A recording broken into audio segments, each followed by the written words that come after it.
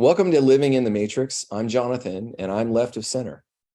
And I'm Rich, and I tend to lean a little bit more to the right. But the bottom line is together we try to look for the balance of what it means to be human in today's world. So let's get started then. And brother, it's good to see you. You too. You were on the Camino. That's right. Haven't really downloaded that at all. What showed up for you? Yeah, it's funny. We could actually probably dedicate an entire episode to the Camino because there's just millions of people that do that every year. And the highlight for me continue to be the magic that happens along the way, right? So sometimes they say that the point of a journey is not to arrive. In fact, that's in a Rush song. The point of a journey is about the experience, right? And so again, I've kept in touch, Jonathan, with people that I met on my first Camino in 2017. I believe it. Yeah, I totally believe it. Really cool guy named Alejandro that I know from Miami. A guy named David we met. He was from the UK, owns a property in Thessalonica. He congratulated me on my. He goes, "You're back again. That's amazing." So you got that, and this time, I felt like it was a little bit of a bummer going into it because what had happened, unfortunately, is my daughter's passport hadn't arrived. And here's a public notice for everybody out there who's trying to get their passport lined up right now. It's not the same as it was years ago. There's a lot of red tape. There's a lot of delays. This idea of a 2-week emergency kind of framework is not helpful. So please, my recommendation to everybody is plan ahead, because Ariana didn't get to go. It was supposed to be her birthday, or not birthday, her anniversary, gift, and she was going to do it with us. Now, it also turned out to be really actually cool, and let's talk about how God works. Yeah. So, what were the good parts? Yeah. Well, let's talk about one of the cool. And let's do this. You're right. Let's give me the highlight. Like, what's your biggest highlight? Because I would love to have an entire episode on your Camino experience. Yeah. I think that is a spiritual journey.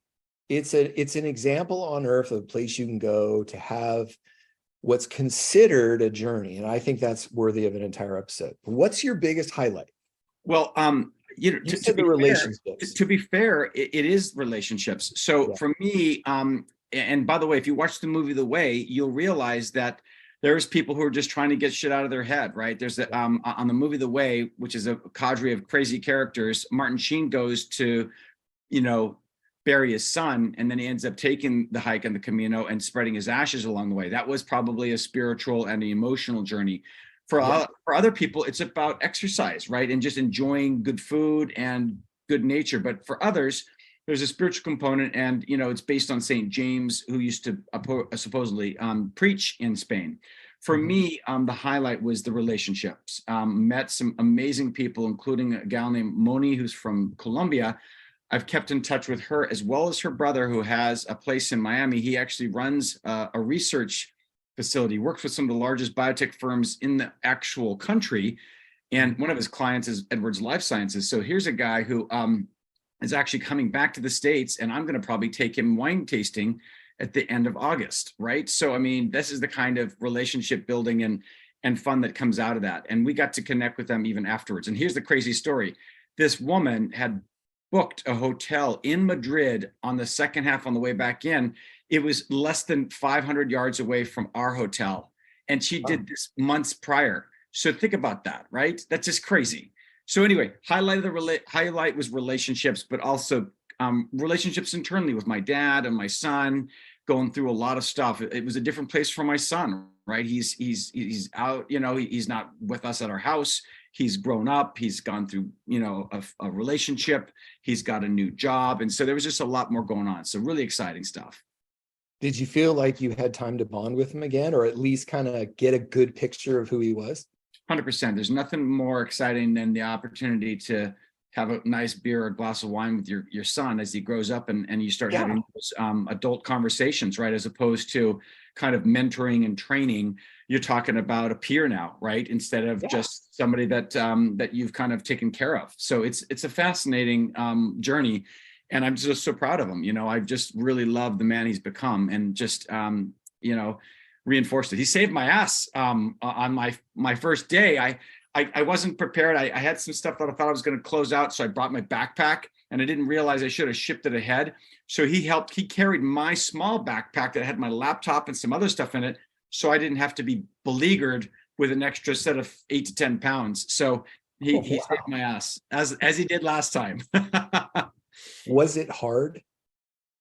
It You did was 130 yeah. miles in how long? 7 Yeah, days? so it's 110 kilometers, roughly 75 miles. The thing that was more challenging this time is each of us had our own, kind of injuries. My son had something happen with his instep. He had plantar fasciitis in the past. And so Oh, this wow. was a little bit different. For me, I was wearing waterproof boots, and I never get blisters. And so I had 2 blisters right in the middle between my big toe and middle toe. Oh my And God. it was excruciatingly painful. I was like pissed because I was in good shape, right? So when you are in good shape physically and you can hike 15 miles, but Yeah. it's something like a blister that doesn't affect your knees, joints, and hips, right? And just your stamina. I was a little upset. My dad whacked his elbow really good and bled all over the place because he's on a blood thinner. We made it through it, and it was also hottest Camino ever, right? So we're talking one of the hardest days. It was 90 degrees outside and about 85% humidity. So those kind of conditions are not fun to finish up your hike in. Wow. Yeah. So what part of it was well, no, I'll hold that for the next episode. What was it like not having Ari there? Did you feel like, were you remorseful? Glad you brought that up because she'd been doing really good with her training. We'd gone on some hikes. I think that, she probably should have done more. Like when you do these kinds of, when you're hiking, it's one thing to hike 11 miles locally in the hills, which we did. But Jonathan, we're talking 12 to 18 miles a day, right? Not just one day, but day and after day after day for 5 days in a row. You get a blister? Sorry, you just got to suck it up. My daughter Sarah on her first Camino in 2015 got many blisters because the shoes weren't fitting properly. So, but take a step back. This is how good God is and how He works. She was sick on that first day. So we had already left, but she was sick. The first few days she was sick back at home, and then she got an infection on her toe. So she would have been absolutely miserable. So take away the fact that I don't think she was fully physically in shape, and add to that the fact that she was sick the first few days and then had a little bit of a toe infection. And then don't forget that on the return, we were going to take off back to Madrid, and then my wife was going to come and pick her up in Santiago, then take a connection to Madrid into Paris. And then about the time they were supposed to be in France was blowing up because of, unfortunately, a little bit of the police had killed a teenage Algerian, Muslim from Algeria who was, probably an immigrant, and the whole country was on fire. They had to deploy 45,000 police officers to kind of settle things down. And we had been freaking out about, 2 blondies in Paris, all by themselves, during the middle of that. And so all in all, it was kind of really good how it worked out. And, we've got other things to prepare for down the road. It's a learned lesson, right, about being more prepared and having stuff. And so that happens with every trip. You forget a pair of socks. I remember when I was 16, I did Outward Bound, which is 21 days of survival course. It was brutal. I was a city kid. I was spoiled. And I got there, and the very first day you're there, you wake up and it's 60 degrees and they make you do an ice bath. Nice. And you have no concept because the water is literally melted ice water because there's snow still on the ground. I mean, it's melted ice water. Yeah. And it's funny to think about it now. It's like those challenges are where life is really met. It's like, can we learn to handle those kind of experiences? And I think that's one of the beautiful parts of the Camino, is it has a space for everybody to figure out what they need to work through, Dude, 100%. And, there's people that try to do it in a month, right? 500 miles in a month is just insane. But then there's people who also just take their time. And here's what's also crazy. We've talked about this before in the past. And as our mind focuses more on love and less on competition and other things, we try to actually appreciate the things around us. And one of the things we talked about is when I bought my ice bath and I spent about 150, $200, you said, oh, you can get that on Alibaba for $50. In the back of my mind, I was pissed, saying, well, that sucks. And then we both agreed. And I said to myself, hey, you know what? If everybody gets to enjoy an ice bath, that's amazing. That's the way it should be, right? Exactly. So you look at that as a great equalizer. in this, in a very similar vein, what we noticed on the Camino is in the early days, in the 500s and early 1000 AD, people had sackcloth, they had robe, they had a staff, and they had a water gourd, and that's how they hiked the Camino. They had to rely 100% on the charity of the people that are called albergues, which are like basically a hostel. So there'd be these places to stay along the way where they'd be fed a pilgrim's meal, and they'd have rest for their next leg of the journey, and it would be 100%, basically paid for by the people subsidizing it, right? Fast forward to when the movie The Way was filmed, they've all got these massive backpacks on. A lot of them have their sleeping bags as well as pads, because they might want to find places on their own, or there might be an emergency. So those packs are pretty heavy, call it 30-pound packs, and they're hiking 500 miles.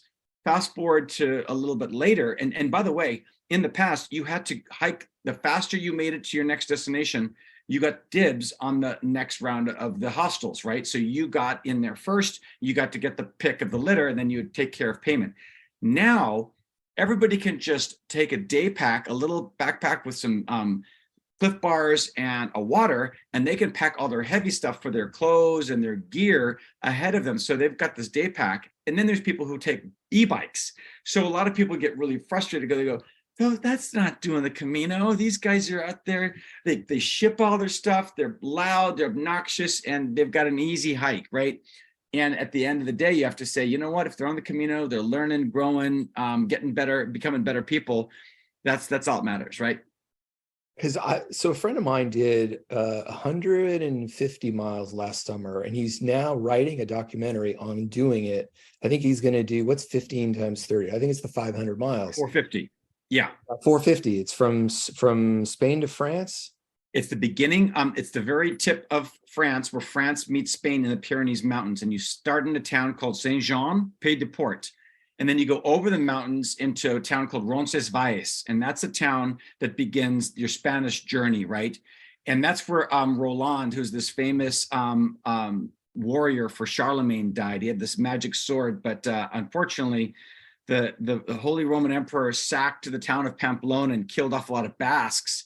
And then they took revenge on them in the forests of the Pyrenees. So then you begin that journey into Pamplona, and you go across this massive expanse of almost really dry area. That's where the wine country is, but it's really dry. And when you think about the Man of La Mancha, you think about Don Quixote, you think about Spain and its heat, that's a lot of heat there. So you leave this fresh, lush, hilly area, then you go into the heat. So this is called birth, then you go into death, and then you go into Galicia, which is the last part of the Camino. You go back into greenery again, and it becomes rebirth as you enter Santiago. So really cool thing. And so, there are additional ways to get to to Santiago, and you can start in Porto. So there's a lot of people who traveled 150 miles from Porto, and they hike north into Santiago. The other thing I have to mention for people is a big learning lesson, Jonathan, is that there's a lot of cobblestones and asphalt that you have to hike on the Camino. So a lot of people bring their medium or heavyweight boots, and unfortunately, hiking boots are not designed to work on asphalt and cobblestone.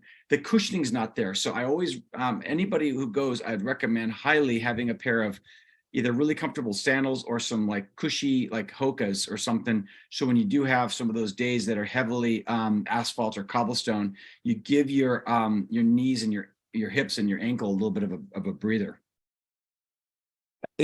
How did your blisters ever heal when you were on the course?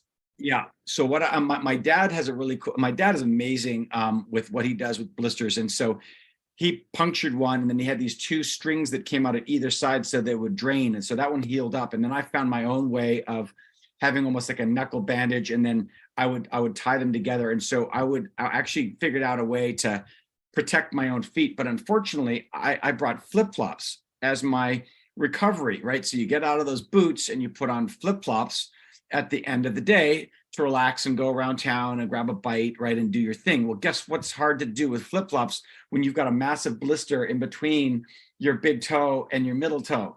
So it was miserable for me. So I ended up buying a pair of Hokas when I was in Santiago, which I still wear today. I love them. So I recovered that way. You guys didn't have second skin? Do you know what second skin is? Yeah, it's a spray. Yeah. No, they have a gel. That's true. And you can, it's like the skin on your blister that when you rip it off, it lets you put another one on. Yeah. And it remarkably worked really well because it's basically a water soluble and it absorbs so your skin stays fresh and it'll heal faster. That was the only thing that anybody did that had any remote effect. Otherwise, blisters just hurt me. They just hurt. They do. Because you're like, that every step you're like, damn, I'm just gonna fight through this pain. This fucking sucks. And because that's a big part of life. It's like encountering those moments when, and it's kind of funny when it happens on the Camino, because it's like, this is a spiritual journey and I'm fighting through the pain. Okay, that's really what life is about. It's like, can I make it through this next thing? Switching gears. This is our 19th episode. Amen. Honestly, dude, did you ever think we'd get this far? I didn't think we'd get this. Well, you know what? In the back of my mind, I felt we would get to 19. I just didn't think we'd do it this fast. I thought we would take these easy as we go. And I'm so thankful that, you've kind of kept us on a really good pace, because when you really love like listening to the Bible for Normal People, like with Peter Enns, or you like a podcast you love, you want to hear them every week, or even more than that, right? You look forward to that next one. And I think that for our guests and for our listeners, they look forward to having that next one, right? And so having 19 in this period of time is a phenomenal thing. You know what, it's funny, when we first started, it was, let's do it every other week. And then we accidentally did it every week for 3 weeks, and it just felt like a good cadence. And here we are. And it's like, the beauty of this is it's 10 times better than I thought it would be. Yeah. It's been this really wild experience that I think really hit for me when I listened to us on David Artman's podcast. I realized what I had done is really begun through this experience, kind of begin culminating my understanding of the unified field into that podcast. And I realized a lot of what we've done on here is talk about that and how. Well, it's everything, right? I mean, ultimately, at the end of the day, if it is pure being, if it's pure consciousness, then it really is. It's everything that we do and that we are, right? I mean, you've kind of nailed it. Yeah. And you know what? I consider David a really dear friend now, because he really, the work that he did really impacted my life in a very profound way. But in talking with him, I got to understand why it was so profound. Like when it happened, I was like, oh my God, this is a masterpiece of work. And then when he said, oh, I put all the pieces together, that completely clicked. I had it in my heart, but I hadn't put it together theologically, because that's essentially what theology is this logic of what God looks like. And I knew that grace saves all was the only way love could win. And I think that's a big thought that we've explored over these last 18, 19 episodes, is this idea of almost that threaded with that book, like life is about healing. And when we started exploring, like with Dr. Cruz, that blew me away, like fundamentally changed me.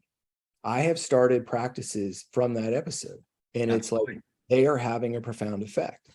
What did you think of Dr. Cruz? Because it was a great episode, but it was kind of like on edge the whole time.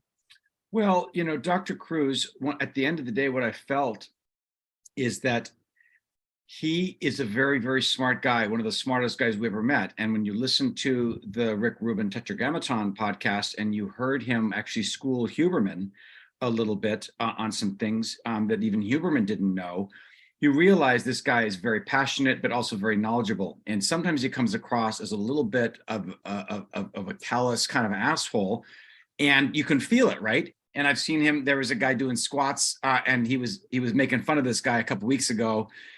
And there's a lot of people in the threads like, dude, the guy has perfect form. Why you like that? And I think what I think was frustrating for him. He's seen so much things around him, right? There's a lot of people who are fighting for against censorship. Robert Kennedy Jr. was testifying before Congress about, I'm being censored, trying to tell the truth about things. Everything that I've said is true, and yet I'm being told it's malinformation. So there's this new passion and awakeness to like, guys, we've got to, if we're going to be a democracy, we have to believe in the First Amendment, and we have the right to disagree. Dr. Cruz is saying, guys, we've been bamboozled by the structure, the power structure of medicine, all the money, all the big pharma, all of the ways people say to be healthy. It's kind of a lie. And at the end, you can just tell that he was really frustrated, but then he had a little bit of hope. It almost seemed like he was getting really emotional, right? Mm-hmm. But even more than just thinking about Dr. Cruz and even David Artman is, Jonathan, why I've been so excited about this podcast is it's so different. And so we see somebody who's an 8-year Vedic practitioner, right? Overcome anxiety and depression and injury, and a friend who committed suicide. But we've got Dr. Jack Cruz on the physiological health side. And then we've got, of course, Artman on the theological side. And then you've got a few random ones in between, including guys. We've got Kevin on the athlete side. Yes, Kevin overcoming, terrible, childhood, overcoming fear, overcoming anxiety. And at the end, what I've discovered is the common thread through all of this is people, like you said, outside of the status quo, who are overcoming and also just getting better. How can we heal? How can people get better, heal themselves, et cetera, et cetera? And it's also not, I think I focus so much on healing, but what I'm really realizing is I've spent 30 years of my life trying to restore my own heart. And I think this year has begun the beginning journey of me growing my heart. Like, I know my heart's healed. I do. I have fundamentally come to terms with, I'm over most of my childhood crap.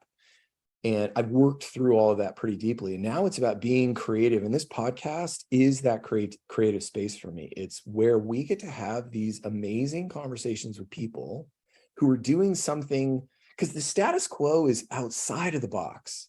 And that's the place I've always been attracted to, is what's just, it can be right on the other line, 1 foot in, 1 foot out, but these are people who are doing things at an elite or out of bounds level, because I think ultimately a lot of life is about discovering what we can do.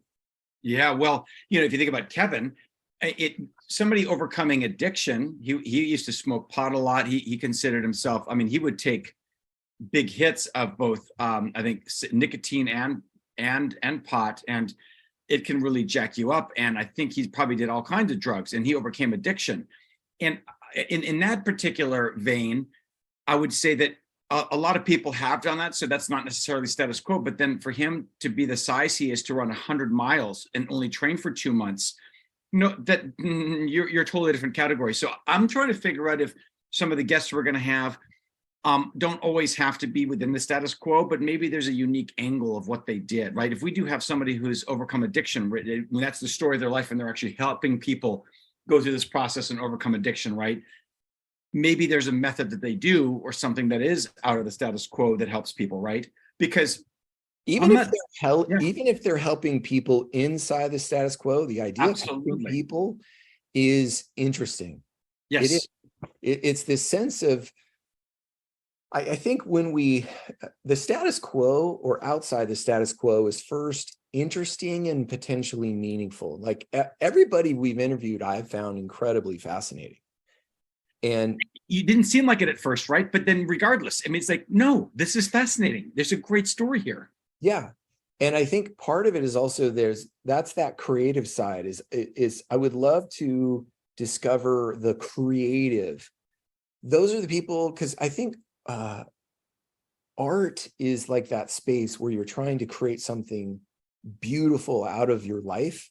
And I think that's partly what I think you're talking about, is they're not doing things out of the status quo, but their art certainly is exceptional. Things that they're doing, those are the kind of people that I want, because I think that way of living is interesting. Like, what are you doing to progress and grow? Like, Kevin, how many people do you know? We know someone now who has run 100 miles. How many people do you even know have run 100 miles? I Like, know that's a pretty couple. cool. Yeah, I know one of my buddy James, I ran the American River 50 with him, and his brother-in-law has done the American River no, the Western States 100, right? Yeah. But still, it's crazy. Yeah, I think his name's It's Steve. totally crazy. Yeah, it is. Because we also care, you can have somebody, I mean, we could take maybe somebody off the street who just doesn't have a voice for a story that could be amazing, Jonathan. So I think as we reach out and love and truly are trying to dig a little bit deeper and find things, it's not just patronizing one pointers. It's like, no, how do we dig in and help people? And what we're finding is, I mean, that's the gift of true joy in life, is finding joy in a potentially mundane looking situation. I think we found great people that happen to have great stories, but I think the better we get at meditating and understanding that vibration of love, the more connected we get. And when we start to realize we're all the same, we're all in all, then we realize that everybody does have a great story. It's not about this person who's a highlighter, you know, and you wouldn't think about two guys that run a really good staffing company and have great customers as being, oh, these guys are like, they broke free of the matrix, but they've got a great story. And I think it's a great business story to have. We haven't actually had somebody who've done kind of a transformational thing in their life from an entrepreneurial standpoint. So I think I'm looking forward to potentially talking to these guys. Yeah, you know what? It's finding the interesting in everybody. I think one of the things that I realized in talking to David last week was the space that we created is based on love. Like, we're basically saying, hey, come on our show and we're going to treat you as though you're doing something valuable. We start there and let's listen to that. And I think people are interested in those kind of things, and also being part of that, of having a space that is love, for that I'm being heard. I think that's the thing that I love what we've done, is created a space where people can bring out their best conversations. And I think that's why, like, I go back to Dr. Cruz, is I do feel like we gave him a space to be heard. And I think at the end, he began to really reflect on, hey, what if people will hear me? Because I think that's ultimately what he's struggled with, is he's wrestled with this for a very long time and nobody will listen to him. Yeah. And now this whole generation is emerging that may absolutely listen to him. And our podcast exploded after that. Here's what I'm going to say. If you're listening to this podcast, thank you. There's 400 of you apparently right now, and we appreciate you. This has been a valuable experience, and I'm glad you're part of the journey. Yeah. Part of the journey. And we would love for you to comment and review and let us know how we're doing. Try to interact with us. We would love to know what you guys think. So if there are any suggestions for content, for topics, for people, we're all ears as well, you know? Absolutely. What else did you learn over this experience? What's changed since you know what, that's the thing that I'm realizing Dr. Dispenza taught. I'm reading his latest book, and he has this idea called mind movies, where you actually create a movie in your head about what your future looks like. And I think when we started this, I wanted it to feel like this. And it's even better than I imagined. It's not, my mind movie wasn't enough. And that led me to a second thought today, is how much do I assume I can't receive everything? Oh, you're not limiting yourself. You're saying, because we all have that hesitation, right?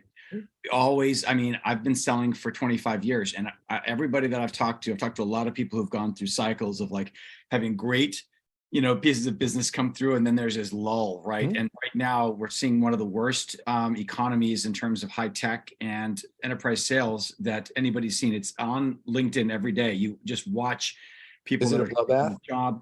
What's that? Is it a bloodbath in your stream?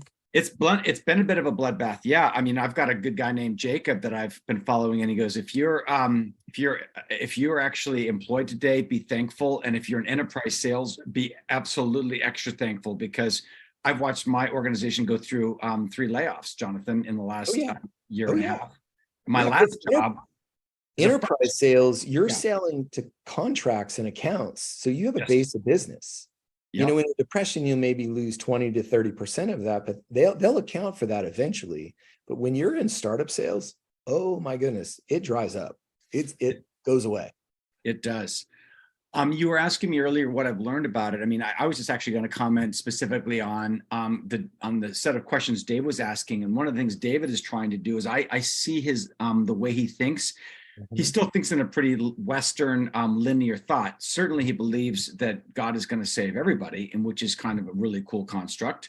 But he also is asking these questions such that he's asking them, does it make sense in this that God would be like this or that, or that he would not save, or that somebody could come to the full realization of that they could actually be saved and then reject that, right? And we're like, no, no. And we're all answering the affirmative or the negative depending on the question, and it made sense.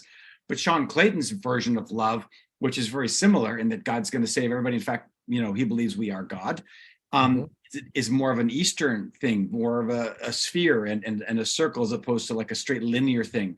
So what I'm also realizing is we can have different guests who have different methodologies of coming up with the same truth, right? And that's what's also beautiful Yes, where we are, right? absolutely. I think that's a fantastic idea because uh, as we said to David when we interviewed him on our podcast, our goal has always been to find truth, and it's got to resonate. And I think that's the value of you and I is I'm more heart driven. I think you're more head driven, and Yeah, together we balance each other in this. Because I told you when we started, I said, I don't want to go off the rails. I'm not interested in losing my own sense of mental health just to discover. That's not interesting to me. I want to discover truth. I want to discover, and truth for me is defined by something that works, something yeah, that has value.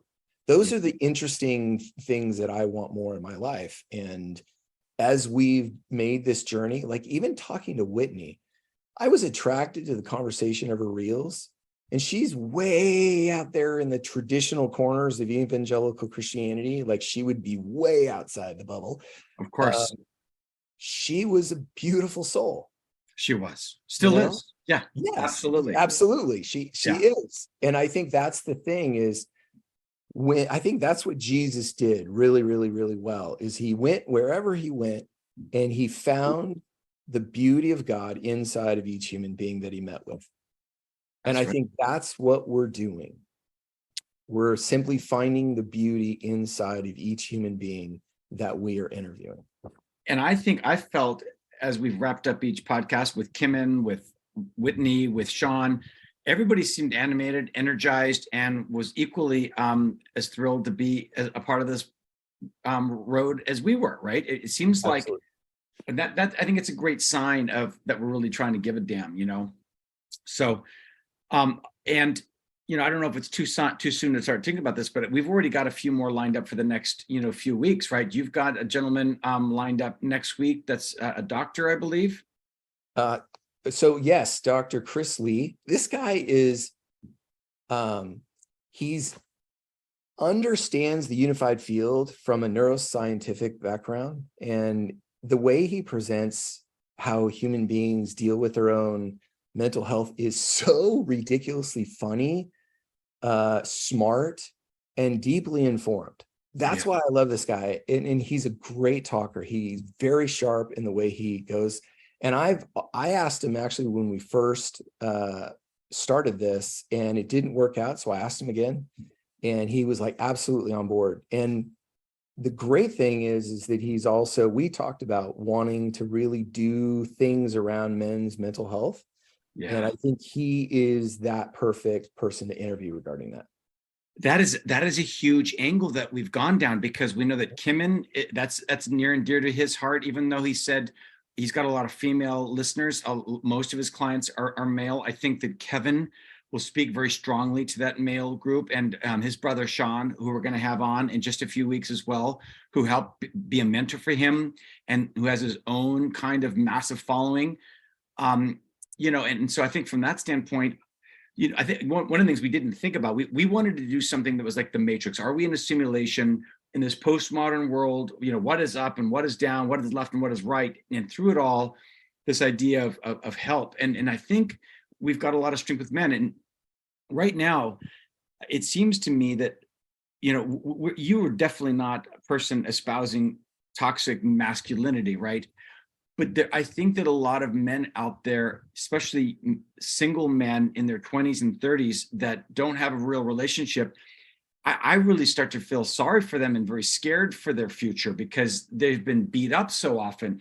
And I don't know what the role model has been, but we've gone so far on white male patriarchy dominating and causing all the pain and suffering in the world that if you happen to be white male and 30, you know, you're just naturally an asshole, right? And so I think that we need to push back a little bit and say, how do we have these refreshing conversations and say, listen, this is where we have to be. We're not talking about 50s,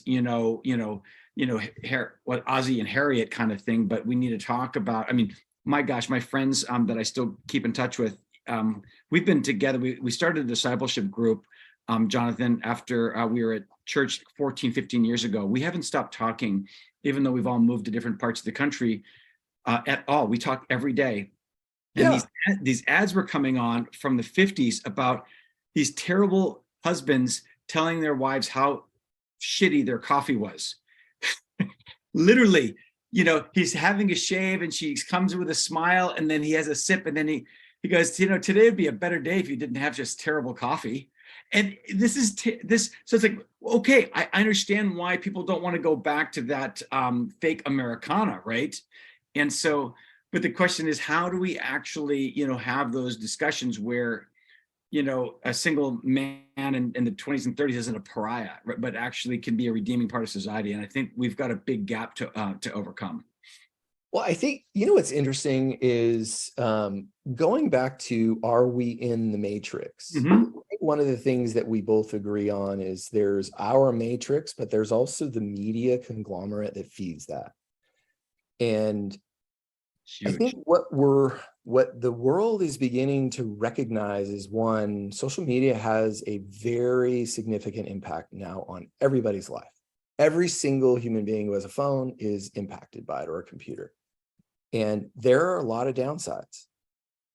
And I think we are getting to a place where we're recognizing what is the cost of all of those streams of thought and of almost swimming in the cesspool. Like, I think that's the hard part about Twitter. I don't do it anymore. You do a lot of Twitter, and it feels like the lowest level. And why do you like it?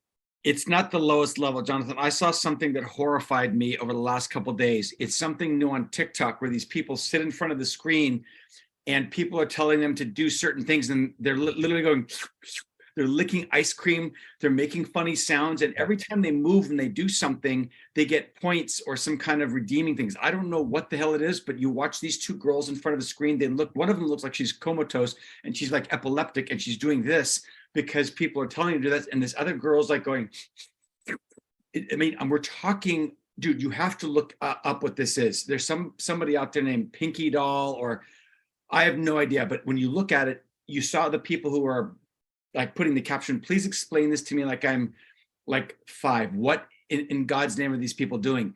And you can just tell that they're talk about the blue light, right? They're in front of these computers. They're not just talking about something stupid and disparaging somebody on Twitter. They're literally completely glued. And there's other people on the other side of that freaking screen that are doing things and making them do things so they actually get points for it. That is the lowest of the low that I've seen. I think that the people who develop TikTok I would agree with that. Laughing. They're just laughing. I think this is the thing that I'm recognizing is what we focus on will magnify. Yes. And I've realized one of the things that I've done that's been very healthy for me is I have tuned my Instagram to exceptional positivity.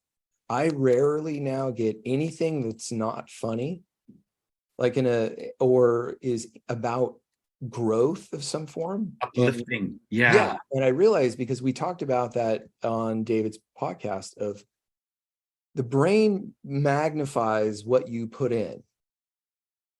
And if we put in the bad, it's going to magnify the bad. And if we put in the good, it's going to magnify the good. And I think that's part of the journey for me, is switching from one way to the other, is that we can focus on how bad everything is, but there's a lot more value in focusing on what is good because it's 7 times more powerful.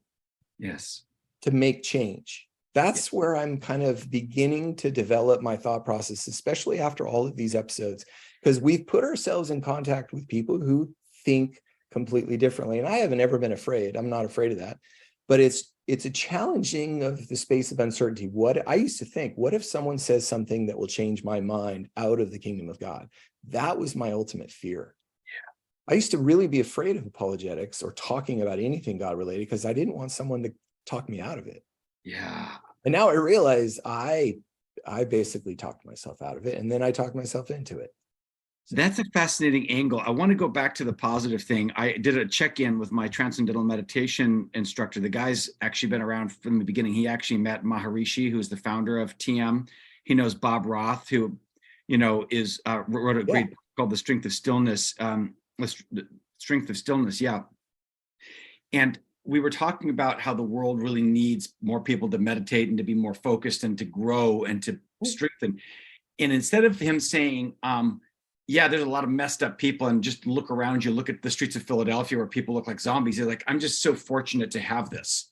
And so that's exactly what he naturally did. He's in that zone of, you know what, I'm just so fortunate that I've got this practice, that it kind of helps build me up, instead of like saying how terrible things potentially could be. It's even in that moment, focusing on the positive side of things right there.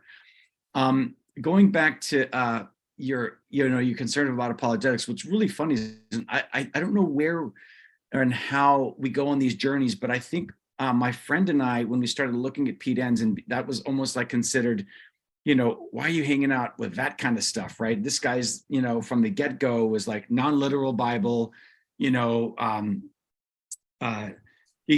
still affirms the resurrection and, and stuff like that, but he's certainly like evolution and all these other things. And you start going down that path, and I didn't really fear it that much, because I always looked at it in the light of, I think it's been hidden, right, Jonathan? So the idea of like hell, for instance, it shouldn't be considered heretical, because A, the early church fathers believed in it. B, there's so many passages and the nature of the character of God. And so when I started going down the path like you did about, okay, is this legit? I mean, reading a book called The Immortality Key, which talks about how the early Christians actually drank psychedelics during the Eucharist, and that's probably how they became, impervious to the fear of death, as we talked about with psilocybin.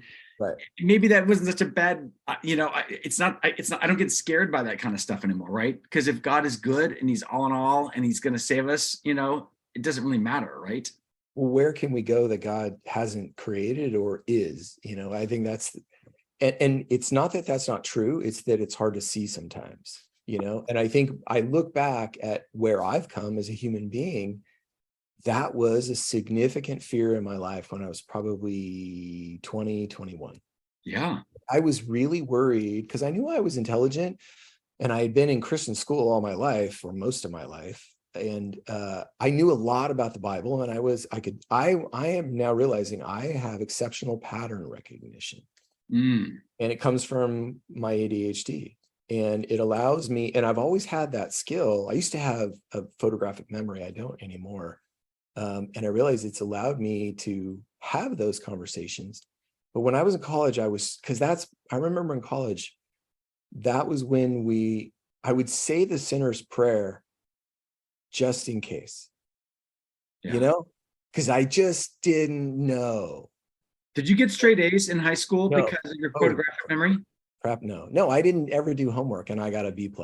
And B+ was good. I was happy because I never did homework. Yeah.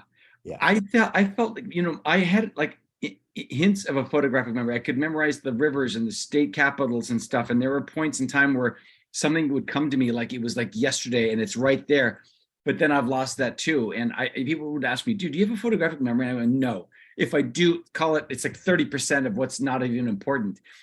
Well, I now realize, realize now why I did that, or why I could have a photographic memory and now I can't, is because for probably most of I realized when I was in my teens, I was a very smart kid. I I had a charisma. I was in depression for my parents' divorce, but I was smart. I was an Yeah. athlete. And I learned that became my thing, that I was the smartest guy in the room. And that became my identity.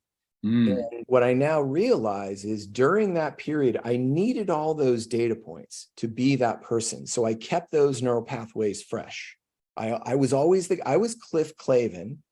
Yes. That's who I was. I was Cliff Clavin. And I would go to parties, and my ex-wife used to say, if you don't have to be that smart, and but that was my identity. And now I realize I don't need those things anymore. So I don't keep those pathways, and I don't remember anything anymore.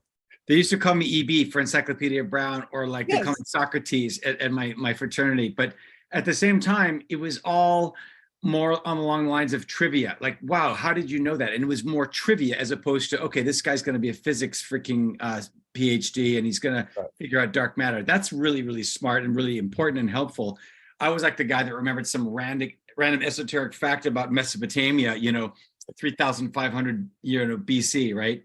So anyway, dude, this is great, man. I'm glad we did this recap, because it's good to take a little breath. Absolutely. And to pause and just to think about what we've learned and what we're excited about going forward. So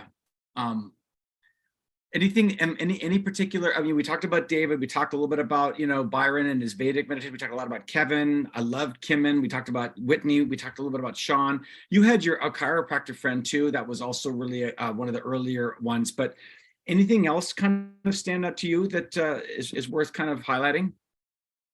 I think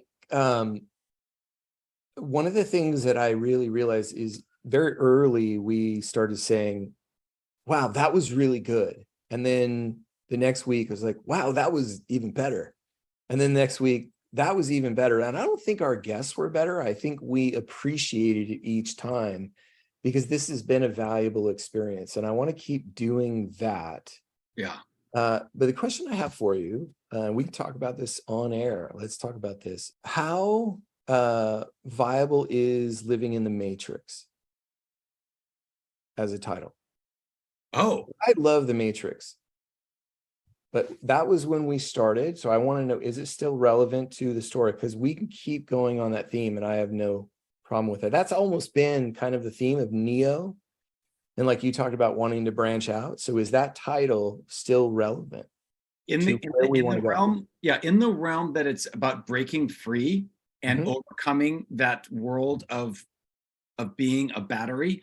So not in the terms of trying to come up with a character in the Matrix, right? Which character are you? That was kind of fun, and maybe that's a core, but I think that has only limited practical applications, right? And the Matrix was a finite thing, but you can find a lot of stuff around that. But I think what's important is that we do seem to be pivoting more for a self-help kinds of thing, and we don't have to get into the crazy necessarily kind of mind-blowing realm of the Matrix. But in terms of this, Sean, who's going to be on our podcast, who mentored Kevin, he broke through, right? He's the brother of Kevin. His parents were the same parents that Kevin had to deal with, right?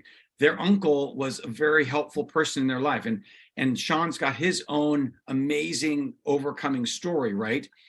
Maybe we focus and we pivot more on like just overcoming, right? And there's this idea. I think that's the key. Is I'm fine not changing the name. I'm just asking the question just to see if it's still relevant, and it sounds absolutely like it is. I think what you said is, we don't have to, like, I always like asking the question, who are you? And I think most people will easily say Neo or Trinity, but it doesn't have to be the core of the podcast title. It's just a matter of, hey, this is our guest. And that allows for growth, which I think is great, because I think the core that we still love is that idea of Neo. So Neo is about breaking out. Neo is about overcoming. Neo is about healing. Because I think part of, like you talked about in the beginning, is what if we do someone who's not outside the status quo? And then you reference even the homeless. I worked for 2 years in a homeless agency, and I think that's a fabulous idea, because the journey starts somewhere. Where does it begin? Does it start when you're on top of the world and you haven't been broken? Does it start at the bottom of the rung of the barrel, that you're literally rock bottom? Or does it start when you've overcome? Like the journey is all cyclical, and I think we need to include all of it. Was that what your work at City Team? Yeah. Yeah. Well, we're working with Los Angeles Homeless Authority, and we're going to do a workshop coming up here. So why don't I get the one of the executive directors to be on a podcast to talk about the homeless? And because here's the reality: the homeless population in LA is exploded. Like, I don't think anybody outside of LA really knows how bad it is. Well, it's bad in Seattle, it's bad in Sacramento, but it is pretty bad in LA. And let me explain, during COVID, they found homes for 10,000 people and over the course of 4 months, and they work with the local mayor. And what they're doing is an amazing, amazing thing. And so I think that could be a great pivot, because, you know, guess what? There's like a homeless person in John Wick, right? The Bowery. So maybe we still tie it back into Neo some way, right? With the Keanu. But I think, and ultimately, regardless of what we call it, I still always want to have Keanu on. If anybody who knows Keanu, please, if you could invite him, he would be the perfect guest. I'm gonna say it right now. We're gonna get Keanu on. We are going to get. We did actually. I think we said it that episode, but I want to remind myself. Yes, we're absolutely going to get Keanu on here. We're gonna get Keanu because that's where we want to go. He would be the pinnacle. He would be Neo, telling us his story about being Neo. You know, that would be correct. Totally meta. Anybody else we have coming? So you could talk about Andrew, who is kind of a partner in crime with David Artman, but the people that I've got in mind are two co-owners of the Topa Group, which is a staffing agency. And just a quick little sneak peek, and this is not even a done deal, but I asked my son, who now works for them, do you think they'd be cool with this? And I think the story is amazing. Again, the owner, Jonathan, but by the way, Jonathan, this is really cool. Good name. He and his wife were park rangers in Maine, and ends up somehow getting a potential gig in Southern California in Thousand Oaks to be a recruiter. And it was kind of going sideways a little bit. And his wife's like, hey, we're going back. You know, we know park ranging stuff. He goes, let's give it another try. And now it's, you know, it's night and day. You know, you go from being a young entrepreneur with probably millions of dollars of revenue and a staff of 16, and then you pick up somebody along the way. He used to work at McDonald's and now is your, you know, partner in crime and just crushing it. That's a great story. I think that I would like to hear from, and maybe we'll have them on in September. Absolutely. Yeah. You talk about awesome. Andrew, how do you pronounce his last name? It's Ronich. Ronich. Okay. I don't know if it's Horonich or Ronich, but he essentially wrote a parallel work of David Artman. So it'll be interesting to, he's an interesting guy. I watched a YouTube video about him, and I think he gives a little bit of different flavor than David's work, but it's the same concept, which I would love to promote. So yeah. Well, Thomas Talbot's famous, right? We've got Brad Jerzak. We've got quite a few. There's a guy named Robin Perry, who's kind of a pseudonym, right? So I think there's a lot of potential people we could folk to get a different flavor, and however we can spread it and learn about it, right? I think is key. And then maybe we can create a documentary about it. There you go. For a Netflix special on how to become a universalist. That's a joke, but it's not really. So. I know. But it would be good to move this into film and make something out of it, you know? Yes, that is. So we are going to be moving people to Zencastr to include video, awesome. Which means I have to update my location because I'm sitting in my bedroom looking at my fan the entire time. So that'd be a little distracting, but we are definitely going to upgrade to better sound and better video. And so there's a lot of really good stuff coming up. I feel like this first chapter has been exceptional. Yeah, it really has. Yeah. And I feel very blessed. We have, you know, we have about 4,000 listens a month now. And we are doing, most episodes do 200 to 300 listens. So I'm enjoying that it's resonating with someone out there. That's the value of this for me. Is I love doing this. I would have all of these conversations without an audience, but I like that it resonates with people, because I think what we're really trying to communicate is a space. There exists a space in the world where you are welcome. Yeah. Yeah. And that's what we're doing. We're creating a space where people are welcome to tell their story with no judgment. And we're interested in it because every human being brings something to the table. And I think we're just drawing that out. That's exactly what we discovered. Yeah. Yeah. All right, brother. This has been a wonderful recap. This was a great idea. I'm glad you said this, because it's perfect time, just kind of taking stock in where we're at. Any final words for the audience? No, I am going to be coming up your neck of the woods at the end of August. So yeah, I've got some business and I've got some other stuff to do. And so yeah, let's plan on getting together in the next month or so. Absolutely, dude. We could maybe do a podcast both of us in person. Oh, I got some ideas for you on that too. Aubrey Marcus has a conference in November that is almost like a healing Burning Man. Who's Aubrey Marcus? Why don't I know that name? He just go to my list and find him. He's super easy to find. Okay. And he did the Dark Retreat documentary on YouTube. Oh, the Dark Room? Yeah, where he did a dark retreat for 4 days. And then he also did an ayahuasca documentary about 3 years ago. Oh, that's how I found him. Yeah. One day I'd love to have him. And he's a very interesting soul. Very masculine, very leadership oriented, but yes, doing it in person would be fantastic. So let's try and make that happen.